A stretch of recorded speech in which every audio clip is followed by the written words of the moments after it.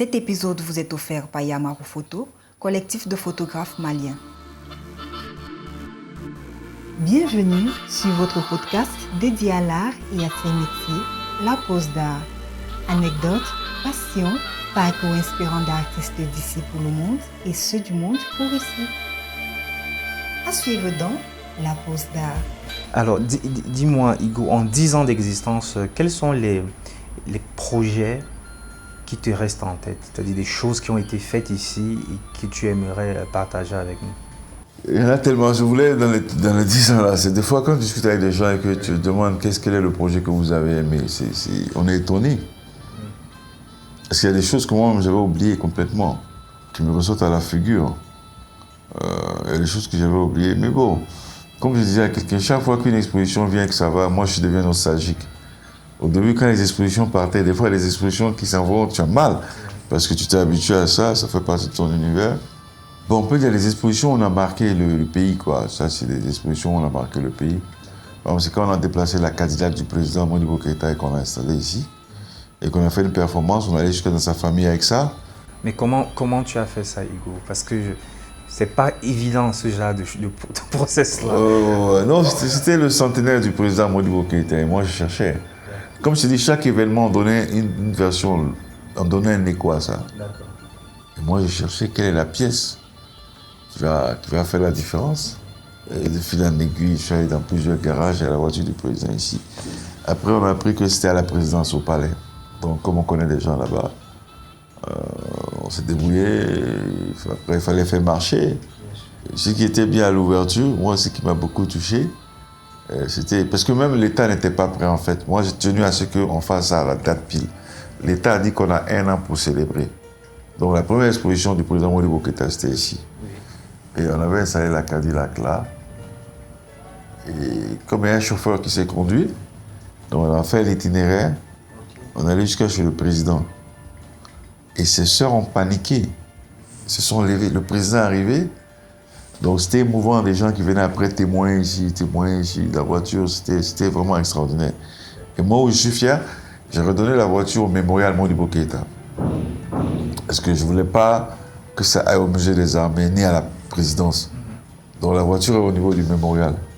Et dernièrement, je disais au directeur du mémorial qui a paniqué parce que je disais à un artiste d'aller voir la voiture, parce que je voulais faire un travail qui est dans l'exposition.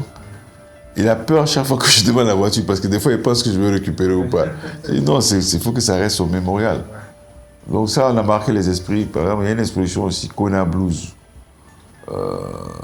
Kona Blues, c'était la bataille de Kona. C'était la première fois où l'armée malienne était au combat avec les djihadistes. C'est là où l'armée française est venue après, la bataille de Kona. On a restitué la bataille ici, avec des artistes comme Abdou Ologam, tout ça. Et là, le gardien de l'époque me dit, quand c'est passé à la télé, les gens ont pris d'assaut l'espace. Donc, il y a eu des explosions comme ça. Il y a eu les 3 Grammy de Ali Farka. Il y a eu Pacte Mali. Il y a eu beaucoup d'expositions sur Tombouctou, sur les manuscrits. Moi, j'en oublie. C'est quand je discute avec les gens, la nouvelle génération te dit, ils ont aimé les hommages à Amsil. Un d'avant te dit Pacte Mali. Amagoro m'a dit, t'as fait Fanga, j'étais étonné. Donc, les gens ont aimé différentes expositions. Donc, quand il y a du monde, quand les gens sont contents et que l'exposition marque. Il y a quand même quelque chose que, moi personnellement, que j'ai découvert et qui m'a beaucoup touché. C'était la présence de la Galerie Médina à la Documenta. Tu peux nous raconter comment c'est arrivé? Oui, c'est ce que je t'ai dit. Moi, en plus, je savais, quand l'équipe était venue ici, avec Adam, Bonaventure, Yvan, c'est beaucoup. D'abord, c'est Bissi qui m'a dit, la Documenta vient. Bon, venez ici. Puis après, Bonaventure aussi m'a dit, OK. Bon, pratiquement, c'était leur siège ici. Hein. Ils étaient ici tous les jours. Moi, ils me suivaient partout dans tous les programmes. Mais, c'est ce que je t'ai dit, moi, je n'avais pas eu le temps de vraiment discuter avec eux. Parce que c'était pendant la biennale, comme maintenant, là. On est sur tous les fronts. Moi, avant de partir, je leur ai mis 2 petits trucs, 2 petits catalogues, et puis bon. Et puis un matin, on m'appelle, voilà, tu as la Documenta, tu es invité. Et je me rappelle, moi, je ne savais même pas aussi l'importance de l'événement. Je vais banaliser ça, quoi. Je me rappelle, c'est Amagoro qui m'a dit mais, que c'est comme aller à la Mecque des arts. Donc, voilà. Et c'était une édition aussi particulière parce qu'il y avait, c'était 2 villes. Adam, le commissaire, avait beaucoup challengé la Grèce et l'Allemagne. C'était la première fois que la documentaire a lieu dans 2 villes. Okay. Donc, à Athènes, on allait avec les manuscrits. On allait avec, je crois que 5 artistes, hein. Abdou, Seydou. Seydou Keita. Non, Seydou Camara. Ouais. Mamari, Sadek. Puis on a exposé dans une bibliothèque magnifique où il y avait un dialogue entre les manuscrits anciens et les manuscrits grecs. Donc, voilà, ça c'était aussi un bel accomplissement. Et puis après, au niveau de documentaire Cassel, c'était Ali Farka Touré, avec tous ses reliques, ses Grammy. Puis on a même fait un concert, ils ont joué là-bas. Donc c'est aussi la musique, c'est les arts, ça résume beaucoup de choses. Une exposition comme celle-là ou des expositions comme celle-là, qu'est-ce que ça apporte à un espace localisé ici à Médina Koura, à Bamako? Oui, ça apporte la reconnaissance internationale pour ceux qui savent de quoi on parle. C'est rafraîchissant. Et je me rappelle aussi Bissi qui disait que le Mali, qu'elle aime beaucoup, il y a un concept qu'on développe ici, the shadow of the roots. C'est-à-dire on est un pays très conservateur. Donc il y a la pesanteur de la culture traditionnelle chez les Maliens. Même nous qui avons la prétention d'être un peu modernes, des fois ça est sur nous. Et elle m'a dit quand elle est arrivée à Cassel, quand elle est rentrée dans l'espace, elle a écrit un texte qui m'a tellement touché. Parce qu'elle a vu les boubous maliens, même temps avec les objets de manière contemporaine. Elle a dit qu'il faut rester soi-même. Parce que c'est comme ça qu'on touche les autres. Si on veut être comme les autres, on n'est pas comme les autres. C'est ça. Mais en même temps, j'étais content comme à l'ouverture d'ici, les 10 ans, l'artiste qui a fait l'accident en sortant, que j'accompagne à l'hôpital le lendemain, j'étais chez lui, c'est un expert qui va beaucoup aux expositions universelles. En Allemagne, au Japon. Il m'a dit que c'était bien, c'était comme si on était à Tokyo, à Copenhague. Ça aussi c'est important d'être à Médina, mais je me suis dit que c'est comme si je suis à New York. Ça, ce genre de challenge dans une exposition pour nous c'est important. Il faut être dans l'esprit de la biennale. Il faut que quelqu'un qui vienne, qui se dise, ok, on est à Médina parce qu'il voit le puits. D'accord? Mais qui voit une simèse qui est faite au même nombre, ou un éclairage, ou un cartel qui est comme s'il était à Barcelone. Comment challenger ces espaces-là, ça c'est vraiment important pour nous. Ne pas perdre son âme, mais en même temps parler à l'universel. Ça c'est un combat. Des défis à relever à chaque fois. C'est pourquoi je dis qu'il ne faut pas que ça soit le White Cube classique. Il faut que les gens, tu viens dans une galerie et puis tu vois un puits. Oui, c'est un puits. Après 10 ans d'existence, quel est ton regard, toi, sur l'univers de l'art au Mali? Peux-tu nous parler un peu de l'évolution, de comment toi tu as vécu ton évolution, en fait cette évolution à ton niveau? Ce n'est pas parler en tant que... C'est pas une parole d'évangile, quoi. C'est ton ressenti à toi. Moi, je pense qu'il y a plus de combattants. Parce que c'est un combat, hein. Quand on a fait, par exemple, voilà une exposition qui a beaucoup marqué les 60 arts. On a fait 60 arts de l'art malien au musée, puis ici. Moi, j'ai pris l'initiative parce que je me suis dit que 50 années en Afrique a été beaucoup célébré. Et 60 ans, c'est passé complètement à la trappe. Donc, on a fait une grosse exposition qui s'appelait 60 arts. La majeure partie au musée et une partie ici. Et dans mon texte, je disais que tous les combats qu'il y a eu, depuis les indépendances, les différentes écoles, les combats que les gens ont menés, donc c'est ce combat-là qui continue. Maintenant, on a 2 écoles, 2 grandes écoles, le conservatoire et l'INA. On a plus d'espace d'exposition, parce qu'il y a plus d'artistes, parce qu'il y a plus de créateurs, parce qu'il y a plus d'intelligence. Ça, c'est un état de fait. Et je pense que les artistes ont plus d'espoir. Avant, ils criaient par rapport à leur environnement direct. Maintenant, l'environnement directeur a évolué. C'est-à-dire que un Malien, Abdoulaye Konaté, peut parler des problèmes en Russie. Qui est là quand même depuis un certain moment. D'après toi, quelles sont les améliorations à mettre en place pour justement créer cette émulation peut-être dans la créativité au niveau des artistes en tout cas. Je pose cette question parce que déjà au niveau de la photographie par exemple, ayant discuté plusieurs fois avec pas mal de photographes locaux, maliens, ils se plaignent un peu de ne pas être assez représentés lors des différentes biennales qui a eu lieu. Ça veut dire qu'il y a quelque chose qui manque peut-être à leur niveau ou peut-être au niveau de l'organisation de la biennale. D'après toi, quelles sont les choses sur lesquelles il faudrait réfléchir pour que ces artistes soient plus présents, que ce soit ici même et même au niveau international? Déjà, comme je disais, il y a les infrastructures, mais les infrastructures ne suffisent pas. Maintenant, on a la chance de beaucoup plus voyager. Les nouvelles générations ont la chance d'avoir la nouvelle technologie, d'accord? Moi, je dis aux gens, il faut travailler, quoi. Il faut travailler sérieusement. Il faut pas... Quand on travaille sérieusement et quand on s'investit réellement, on a les résultats. Ça peut prendre du temps, mais on a les résultats. Déjà, peut-être qu'il y a un gap intellectuel à combler. Ça, c'est vraiment important. Parce que si les gens n'ont pas compris le gap intellectuel peut poser un problème. Parce que déjà, les lacunes qu'on a, c'est comment monter les dossiers. Par exemple, combien de Maliens participent à des séminaires et à des workshops internationaux? Les gens, on n'est pas forts dans les dossiers. Les artistes ont beaucoup ce problème, francophones, anglophones. Oui. Comment faire des dossiers? Par exemple, des pays comme le Nigeria ou le Sénégal, qui sont très très forts, qui arrivent à monter des dossiers et qui passent. Donc, parce que peut-être que nos artistes, s'ils sont forts en pensée, en réflexion, moi je dis peut-être qu'il faut qu'ils s'intellectualisent un peu plus. Enfin, qu'ils lisent plus, qu'ils soient plus curieux. Ça c'est important, qu'ils soient plus ouverts au monde et qu'ils travaillent à fond. Parce qu'il ne faut pas que la Biennale nous fasse des complaisances. C'est la Coupe d'Afrique, c'est pas parce qu'on organise la Coupe d'Afrique qui est au Mali qu'il faut qu'il y ait beaucoup plus d'artistes maliens. Mais ça rendrait la fête plus belle.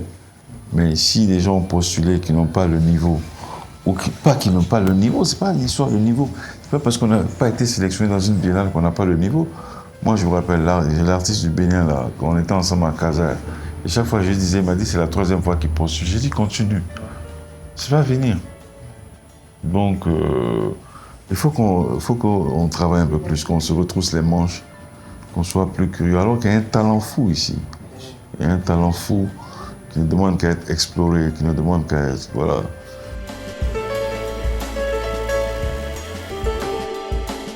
La pause d'art.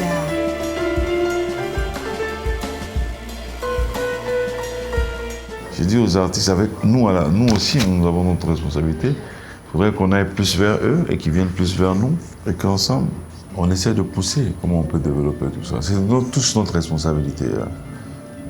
On a notre part de responsabilité en tant que commissaire, en tant que galériste, en tant que...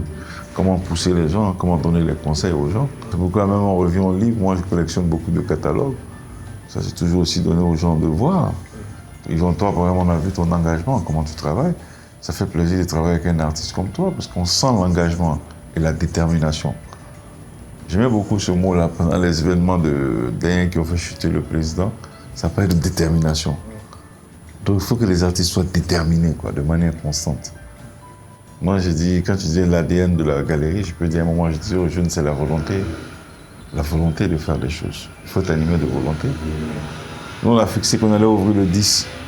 Et les gens avaient le vertige. Chaque fois qu'ils passaient, ils se demandaient, ils vont être prêts? Non, tu ne sais pas comment tu vas être prêt, mais à 17h30, c'est tout. Le reste, après, c'est anecdotique. Donc, la détermination et la volonté, l'intelligence, la stratégie. They have to challenge themselves all the time. Cher Igo, voilà déjà 10 ans pour la Galerie Médina. Les 10 prochaines années, c'est quoi? Les 10 prochaines années, ils vont se faire mieux. Faire plus et faire mieux. C'est aussi la nouvelle Médina, parce que c'est peut-être que maintenant qu'on va s'appeler Médina Croix. Médina Croix, ça veut dire la nouvelle Médina. Donc, après 10 ans d'activité, c'est pourquoi on a essayé de faire un lifting, de rendre les murs plus lisses pour les artistes et les œuvres, et de faire un rooftop, justement, que tu as inauguré avec ton installation. J'avais écrit un texte qui s'appelait Signy, demain, où je disais que on rêve d'avoir... On a déjà eu beaucoup de grandes pointures de l'art africain contemporain, mais il faut rêver d'exposer tous les grands du continent, déjà sur le plan des gens comme William Kenbridge, des gens comme... Enfin, la crème du top 10 aussi en Afrique, je pense que ça fait partie du projet de les recevoir. Et sur le plan local, c'est d'être plus exigeant, d'être plus à l'écoute des artistes, des créateurs, d'être plus à l'écoute du marché, d'être plus à l'écoute des critiques.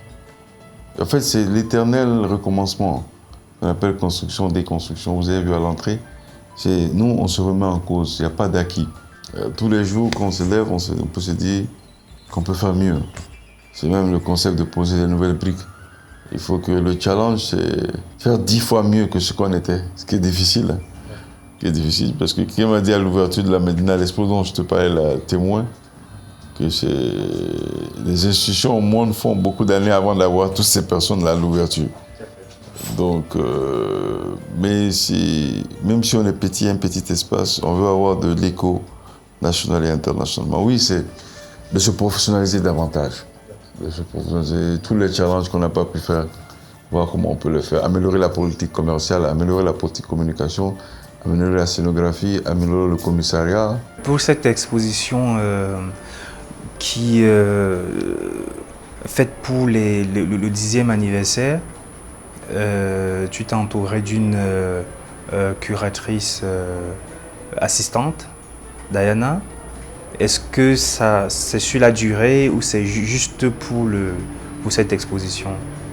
Non, ça peut être sur la durée, ça dépendra de son temps à elle ici, mais de toute façon, il faut plus en plus, on est ouvert à recevoir des jeunes commissaires qui veulent expérimenter, qui peuvent être à côté de nous pour apporter un nouveau souffle, pour apporter une nouvelle dynamique.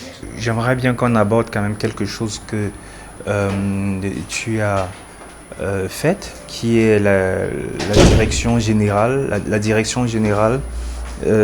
en 2019 de la Biennale africaine de la photographie à Bamako. Comment c'est arrivé? Comment tu l'as accueilli déjà cette nomination en tant que délégué général de cette rencontre? Bon, c'était la première fois qu'on nomme quelqu'un qui n'est pas un fonctionnaire de l'État. Parce que généralement, c'est toujours des fonctionnaires. Et que une partie soit confiée à ma personne et à la Galerie Médina. Parce qu'on avait senti qu'il y avait un vide, que quand Samuel Sidibé, l'ancien directeur du musée, qui a organisé des rencontres de manière, pendant 4 éditions, je ne sais plus trop, de la plus forte, belle manière. Et quand lui nous a dit que ça ne nous intéresse plus, donc on a essayé de voir les autorités, puis en disant que, parce qu'il ne faut pas qu'on pense que, après lui c'est le déluge, qu'il n'y a pas de compétences, il fallait relever ce défi-là, qu'on a la compétence. Donc oui, c'était bien que le ministre de l'époque fasse une ouverture sur le secteur privé créatif, en leur confiant la responsabilité de la gestion d'un événement de cette nature qui a une structuration nationale étatique. C'était le renforcement du secteur public-privé. Pendant ta direction, quelles ont été les, comment je vais dire, je peux dire les nouveautés? Qu'est-ce que tu as apporté de plus dans ce qui existait déjà? C'était déjà une édition de décolonisation. C'était un peu le concept qu'on avait mis en sous-jacent de décolonisation et puis de renverser la table. Parce que c'était la première fois que la France devenait simplement partenaire et non co-organisateur. Donc toute la responsabilité de l'organisation reposait sur nous. Et tant mieux. Je disais, comme c'était le 25e anniversaire, c'était pas trop tôt d'ailleurs. Donc cela nous a fait pousser des ailes. Ce qu'on a apporté de nouveau, déjà les sites. On a reconquis les anciens sites qui étaient en voie de disparition, par exemple le Palais de la Culture, qui était un site important. On a mis en place le lycée de jeunes filles, comme aussi un nouveau site au niveau de la femme. C'était en termes de sites. La production a été malienne, contrairement aux autres éditions où c'était à l'international. C'était à Paris, ce qui n'avait aucun sens à notre point de vue. Donc tous les tirages photos ont été faits ici, ce qui était bien avec la Maison africaine et le CFP. C'était une première. Centre de formation en photographie. Voilà, où qui a formé tous les photographes qui ont émergé au Mali, les Fatoumata, les Seydou, tous ceux qui sont passés par là-bas. Donc c'était cet ancrage national qu'on a relevé comme challenge en termes de dire au Mali, on a la capacité de produire des belles images au Mali. On a la capacité de faire des encadrements. Bon, le choix aussi, c'était une scénographie très innovante, avec une décoration particulière dans la scénographie qui était innovante. Qui a été faite par Cheikh Diallo, le designer. Voilà, et Bonaventure aussi avait fait le choix de ne pas mettre des cadres. Donc tout ça combinant dans l'autre, c'était une exposition, c'était un événement assez osé. Hein. Et donc c'était la première fois que le nombre d'artistes soit aussi nombreux, 75 artistes. Plus de 12 sites à gérer simultanément. Oui, c'était une belle expérience, c'était une très belle expérience de relever ce défi-là par le secteur privé. C'est une très belle expérience. De venir comme on disait, c'était un peu, pas underground, mais quelqu'un qui est passé par plusieurs étapes artistiques, d'organisateur de photos. Moi, j'étais toujours engagé dans la biennale, hein, que ce soit de off le in, de manière très spontanée, de manière naturelle, parce que c'était un événement qu'on abrite, c'était un événement qu'on aime. C'est le moment où Bamako reçoit l'Afrique et le monde. S'il y a un mot de fin, ça serait lequel, Igo Diarra? Déjà, merci Yvan, c'est bien. Merci à toi d'avoir d'être prêté au jeu. Non, c'est très bien parce que moi j'aime tout ce qui est broadcast radio. J'aime passer de radio. Je pense que j'ai fait pas mal d'organes de presse, des journaux, radio. Peut-être ce qui manque un peu, c'est la télé. Donc le fait de savoir que les radios reviennent sur Internet et qu'ils soient au service des arts et de la culture, c'est une bonne chose, c'est une excellente chose. Moi, je t'encourage vivement à persévérer dans ça, parce que les modes d'enseignement sont multiples. Et de plus en plus, la radio est un vecteur artistique. Dans beaucoup d'événements mondiaux, et beaucoup de structures utilisent la radio. Moi, j'ai travaillé ici à la première radio libre du Mali. Donc, c'est toujours un plaisir pour moi quand je vois les équipements de radio et qu'on parle de broadcast. Donc, c'est un médium important et puissant qu'il faut réinventer justement dans le nouveau dispositif de l'art contemporain. En termes de médium et en termes de support pour moi. Nous sommes optimistes, hein. Il faut que l'Afrique apprenne à être optimiste. On a l'intelligence de porter la voix, nos voix. Il faut qu'il y ait plus de voix sur le continent. Quand je dis voix, pas que des voix, enfin des voix, il faut de voice. We need more voice on the continent. Donc on a besoin de mutualiser nos intelligences, on a besoin de mutualiser nos forces, on a besoin de mutualiser nos réseaux.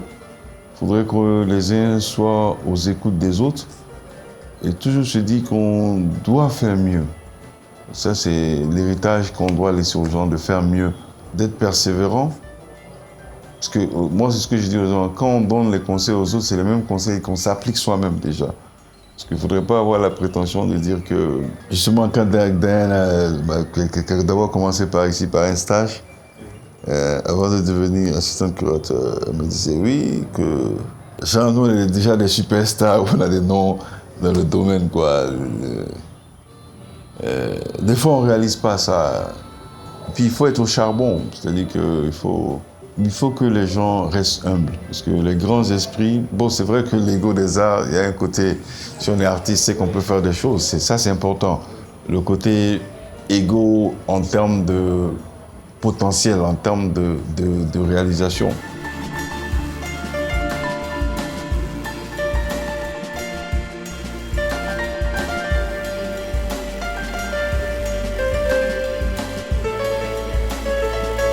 Tu vois, moi je disais que ton œuvre, ce qui est bien, j'expliquais ça à peine la dernière fois, parce qu'on a un nouveau projet ici, c'est la boutique qui s'appelle Mali Urban Art. Justement, on se disait que dans toutes les communes de Bamako, il faut créer des œuvres monumentales. Et ça fait partie des œuvres monumentales, par exemple. Donc, il faut que l'Afrique, le secteur africain, sorte de la mode. Un phénomène de mode qui est la mode et qui s'établisse réellement. Parce que moi, je me rappelle que Bissi m'expliquait un peu le combat. Bissi, il a regretté commissaire nigériane, Bissi voilà, la directrice de Sissi Lagos. Elle m'expliquait une fois Art is Lagos, parce qu'on a participé aussi à des foires sur le continent.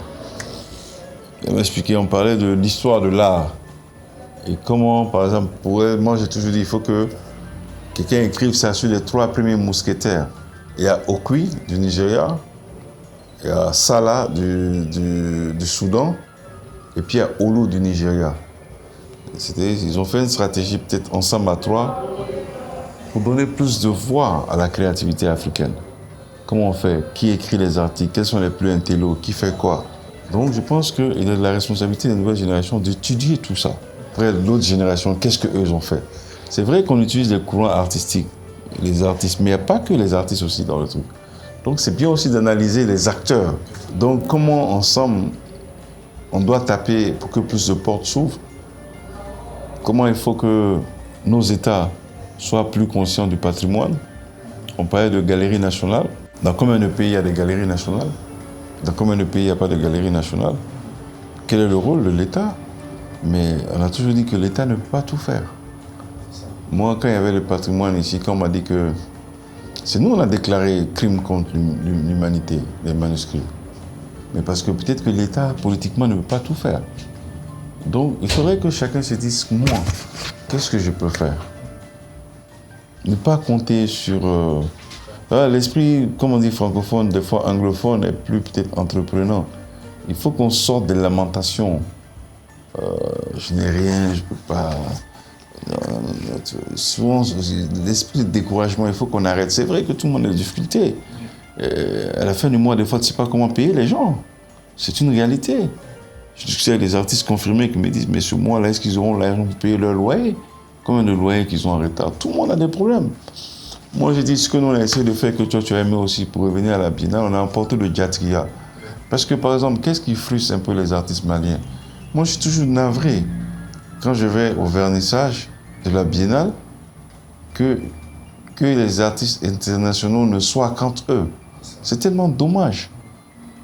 C'est pourquoi on avait essayé de donner un peu de moyens et puis de les mettre en rapport pour qu'ils bénéficient les uns des autres. Toi, tu as fait l'expérience d'aller chez l'habitant. Maintenant, tu te repères au Mali. Il ne suffit pas de venir dans un pays et de rester que dans les hôtels. Tu as vu le vernissage ici, je pense que c'est la première fois que les délégations de la Biennale ont rencontré les autres artistes un peu. Les autres, ce n'est qu'entre eux. Et ce n'est pas bon. Donc quand je dis aux artistes maliens, aux artistes africains d'une manière générale, d'être ouverts à l'autre, d'être curieux, de se former. Pour moi, la recherche, de croire en nous-mêmes, de croire en nos chances. Il n'y a pas de miracle. Hein. Il n'y a pas de miracle. Quand on travaille, on a les résultats. On peut être précis, ce que je dis. Mais le mot de la fin, c'est... Je faisais une interview une fois avec Amsil, paix à son âme. Et je disais, c'était sur quelle est la solution pour le problème du Mali. Quelle est la sortie de crise, quelle est la solution, quoi. Qu'est-ce qu'on doit faire? Et il y a un charretier qui passait, quoi. Et il lui a posé la question. À ce charretier. Oui. Quelle est la solution pour le Mali, quoi? En Bambara. Et le gars a dit, Anga Barake droit, Anga Barake. Il a dit, non, c'est très simple, travaillons. Seulement, il faut qu'on travaille. Et il a dit, travaillons avec même ironie. C'est-à-dire que moi, j'ai eu une claque, quoi. Qu'on est en pleine interview et que c'est le charretier qui nous dit que la solution, c'est le travail. Et puis il a dit le travail, seulement le travail. Et il a dit ça, on se souvient, et puis il est passé, quoi. Je me suis dit, oulala. C'est pourquoi le savoir, il n'y a pas de science infuse, hein, on peut l'avoir partout. Souvent, on le cut des uns et des autres, mais on a cette responsabilité de faire avancer notre secteur. Et le monde est de plus en plus grand, en même temps, le monde est de plus en plus petit. Je disais, il faut qu'on sorte des anciennes capitales coloniales pour aller conquérir de nouveaux espaces. Il n'y a pas que Paris et Londres, hein. Il y a Rio de Janeiro, il y a Cape Town, il peut y avoir Dar es Salaam, il y a Bamako. Tu vois, je faisais un jeu de mots dans un article où je disais qu'il faut que les villes aient une résonance. Quand je dis Douala, il faut que ça résonne. Voilà, qu'on ait la même fierté de dire je vais à Zurich, hein, que je vais à Bamako. Voilà, il faut qu'on décomplexe nos villes. Et que, voilà, je disais à Dolly, je suis fatigué quand elle me parle de LA. Je dis, je m'en fous de LA. C'est vrai, c'est bien Hollywood, il y a les statues, tout ça, les superstars. Ok, mais j'aime être à Bamenda, voilà, boire du thé avec mes frères, hein, ou être à Nairobi. Hein. Moi, je me rappelle, il y avait une grande réunion une fois à Nairobi. C'était aussi au niveau du ministère de la Culture. on m'a proposé de voyager en Chine. Il y avait une grosse mission en Chine, quoi. J'ai dit en reportant que j'ai un engagement en Afrique, quoi. À Nairobi, je ne sais pas pourquoi je vais aller en Chine. Et les gens du ministère étaient choqués. Mais il est fou, ce gars-là. Elle a refusé d'aller en Chine. On l'a invité en Chine, on a mis son nom. Et puis qu'il a une mission en Afrique. Non, il faut qu'on se respecte, qu'on respecte notre continent. C'est important. Les événements, c'est pourquoi chaque fois qu'il y a la Dakar ou la Biennale, on a les moyens, on le fait pas, on vient soutenir. Ça, quand l'Afrique est en mouvement, il faut soutenir. C'est ce message panafricain-là on va y arriver, quoi. Je pense qu'on est un continent jeune, on est un continent vigoureux, la créativité est naturelle ici. Simplement, on a besoin d'une stratégie. Et cette stratégie-là, il faudrait qu'on la construise ensemble pour qu'on soit victorieux. Les princes, les princesses, les rois et les soldats sont ici. Donc, il faudrait qu'ensemble, on gagne de nouvelles victoires. On en a perdu pas mal. C'est comme les batailles, mais je pense qu'au bout du compte, on arrivera à bon port. Merci Hugo. Merci pour ton temps. Cet épisode vous a été offert par Yamaro Photo, collectif de photographes maliens. Merci à vous d'être si nombreux à nous écouter. Nous vous donnons rendez-vous la semaine prochaine pour aller à la découverte d'une histoire intimement liée à l'art. La pose d'art est une idée d'Yvon Gassam. Voix off, Solange Nembe. Musique, Tumo. Mixage, Ralin Gangmo. Réalisation, Yvon Gassam. La pose d'art est un podcast produit par African Entertainment avec le soutien du laboratoire de théâtre de Yaoundé, Otni et de Satek Records.